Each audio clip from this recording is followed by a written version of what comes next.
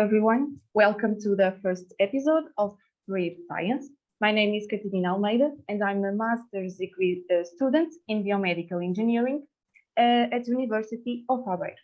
Today, I have the pleasure to be accompanied by Miguel Barbosa, president of the NBN, who accepted the invitation to join me in this first episode of the podcast. And first of all, thank you for accepting this challenge. I couldn't be in better company, and I will let you introduce our guest.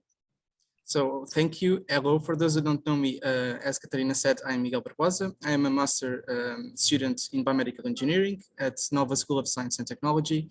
And today we have here a very, very special guest, Professor George Pantalos. Hello, Professor.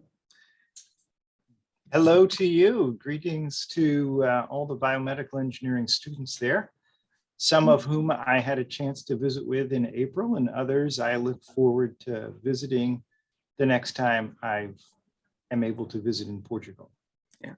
First of all, George, just that our listeners can a little better.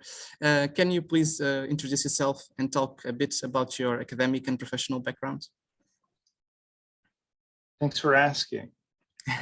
I am presently a professor at the University of Louisville in Louisville, Kentucky, which, if you haven't heard of Kentucky, maybe you've heard of the Kentucky Derby, or maybe you've heard of bourbon. Well, that's physically where I'm located in the United States. And I'm both in the Department of Cardiovascular and Thoracic Surgery and in the Department of Bioengineering. My student training was at Ohio State University, which is further north from here in Columbus, Ohio.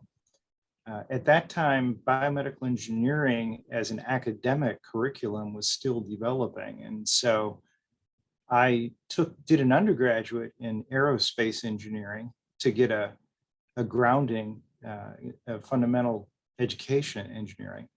And I also did a pre-med curriculum at the same time, because at that time I already knew that I ultimately wanted to get involved in medical research and possibly medical clinical work and things like that.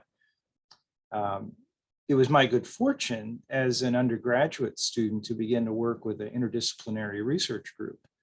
That was a combination of faculty and students from the engineering school, from the medical school, and from the veterinary medical school, all at the same university. So you could walk from one to the other. And that was my initial introduction to medical research. I obtained surgical skills that allowed me to participate and conduct the research that I needed. When I finished my undergraduate training, to get more experience, I did a do-it-yourself program in biomedical engineering. And then, curiously enough, at the end of that program, when I wasn't accepted into medical school and when I wasn't accepted into the first class of astronauts for the Space Shuttle, I was invited to do a PhD in the human physiology department at the medical school, which is what I wound up doing. And that's how I got shifted more from focusing on engineering to shifting to health sciences, and continued my work, cardiovascular work, continued to improve my surgical skills, and did a lot of interesting work. I did not lose whatsoever my interest, however, in space exploration. When I completed my studies at Ohio State, my first faculty appointment was at the University of Utah out in Salt Lake City, way out in the western United States in the mountains. And I was very active there with a program that was working on cardiovascular devices, including artificial hearts and ventricular assist devices. And I was able to have the full experience of the designing, the construction, the testing in the lab, as well as the clinical implementation of these kind of devices in the hospital, and working with the patients, working with the surgeons, working with all of the healthcare staff. And did that until the time I left Salt Lake City in 2000 to come here to the University of Louisville, where I've continued that work. The one thing I should mention, it was during my time at the University of Louisville that I was able to combine my research efforts to focus on cardiovascular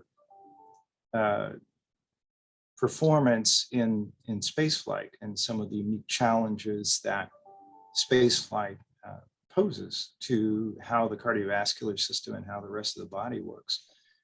And to do that, I started flying on what is called the NASA parabolic flight aircraft, or the zero-G airplane, which you essentially fly a roller coaster that's 12,000 feet high. And as you're going over the top, you get about 20 seconds of weightlessness, just like when you're in orbit or when you're on the way to the moon. And did many different kinds of cardiovascular projects. Since I've been here at the University of Louisville, I have continued with that. Oh, I should say one of our projects, it was a cardiac function project, did fly twice on the Space Shuttle. And then when I came here to the University of Louisville, I've continued that work, focusing the last 12 years on creating advanced healthcare capabilities for exploration spaceflight, with a particular emphasis on surgery and critical care. And that has involved more flying on the zero-G airplane. We had our surgical fluid management system that was fully automated fly on a suborbital flight with Virgin Galactic last year. And we have more flights and more advancements planned in the future. So that's a quick summary of some of the adventures that I've had a chance to participate in. It's very good, very good. The first question that I have, in your opinion, what impact can biomedical engineers have in your field? And could you repeat that again, please? Okay, sorry. In your opinion, what impact can biomedical engineering have in your field? Oh, golly. Everything is the answer. There's so many different challenges, all the way from how do you develop new diagnostic techniques and new monitoring techniques and new ways to handle patient data, to developing new sensors and new instruments to make the procedures go much more efficiently. And also to make them so that they're easily used in more remote situations. So whether it's rural medicine in small communities or whether it's halfway to Mars, that we would like these medical devices available to help as many people as possible. And biomedical engineers are going to be right at the center of making all that possible.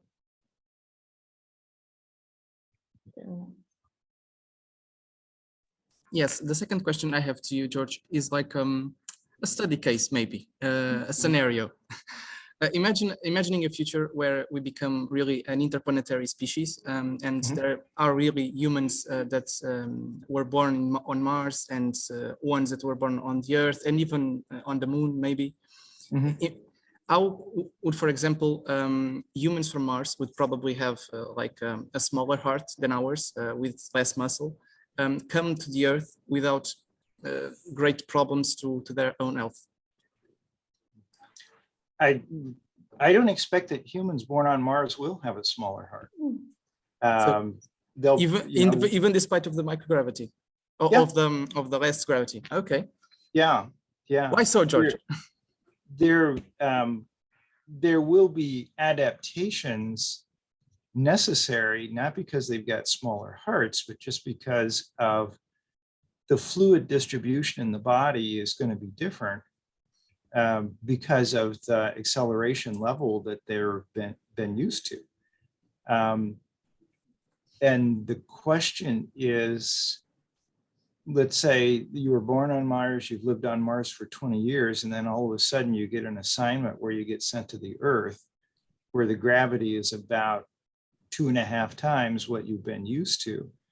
How quickly can the regulation of your cardiovascular system and of your muscles and the interaction between the neurohormonal systems adjust and respond? So, I mean, you don't want someone from Mars to come to the Earth and be instantly orthostatic intolerant or lightheaded or maybe even pass out.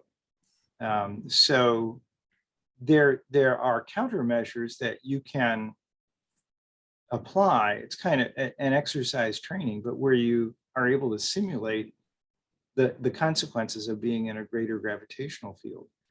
And if you know this assignment a year in advance, you can begin these kind of exercises and countermeasures to precondition the regulation of your cardiovascular system that's been used to Martian gravity to then recognize what to do when you're in Earth gravity. But it's fortunately, you're going to have just as much heart and you'll be able to be just as lovable. So it will be relatively easy to go from Mars to Earth without any problem. It will take preparation, but it's achievable. Yeah. Yeah. Okay. Yeah. That's the good point. Yes. Yes. Yeah. Yes, indeed. And if you think back to 50 some years ago when the Apollo astronauts went to the moon, they were only there for a very short time. And so there was very little changes in adaptation to the body regulating to a lunar gravity. It did it sufficiently. Surprisingly enough, you can operate pretty well even in a small amount of gravity, just as long as you do it appropriately. And generally that means doing things slowly and carefully. But if you then in the lower gravity for an extended period of time, then your adaptation systems, and if you've had classes in control systems, your set point gets a little bit different. And so with training and preparation, you can adjust to having your set point being at various places and still function well. Yeah. One of my expressions from having flown on the zero-G airplanes many times is that a little gravity goes a long way. Meaning there's a big difference from being weightless, functioning when you're weightless, to functioning even in lunar gravity. You can get a lot more done with just the 1/6 gravity of the moon. And in Martian gravity, which is 3/8 that of the Earth, that's quite doable. In fact, I would expect that the adjustment from Mars to Earth wouldn't be very dramatic. So probably if there was some kind of greater or really complicated alterations, maybe it would be in a very distant future. So like considering human evolution, for example, with thousands of years, maybe, probably that could change human physiology, or do you think not? I think you would. The basic physiology is going to stay the same. What's going to be different is where the set point of all the physiologic control systems is. But that's very, I mean, you can change that and you can train for that and you can help make those transitions so that for example, the set point for regulating your circulating fluid volume can adapt to the difference in acceleration environment with extended exposure.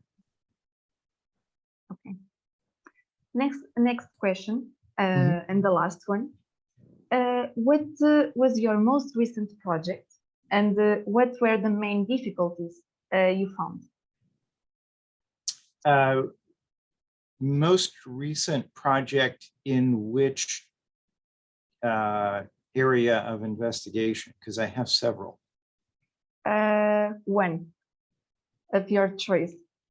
Oh, well, why don't I give you several answers? One of the projects that we're working on is how do you preserve, how do you extend the preservation time of lungs for transplantation? And one of the challenges with any organ transplantation is that there are always more people who need an organ transplant, a lung transplant, a heart transplant, a kidney transplant, than there are donor organs available. But one of the limitations is there might be an organ available, but it's all the way across the country or all the way across the continent, or it's in a different continent. If you can extend the preservation time from when the time the donor organ is harvested from the donor to the time you can get it to the recipient and transplant it in, then you can reduce the amount of mismatch of recipient and donor organ. And so I've been working with our chief of thoracic surgery on a project that rather than doing cold storage, which is what's typically done, you actually have a fluid rig where we can hook the lungs up, the circulation of the lungs, and pump a perfusion solution through the pulmonary artery throughout the lungs, then collect it in the left atrium, and then recycle it and treat it so that it's still getting good preservative solution. And at the same time, you ventilate the lungs using a ventilator with the endotracheal tube down in the trachea. And so we've been able to do this. There are some other groups in the world that are also doing this. And what that's doing is working to extend the typical preservation time for lungs, which is about 4 to 6 hours, up to 12 hours. There's even one group that has gotten it up to 24 hours. And with that length of preservation time, you can get a lung certainly continent to continent and possibly even the other side of the planet. So that's one of the things we're working on.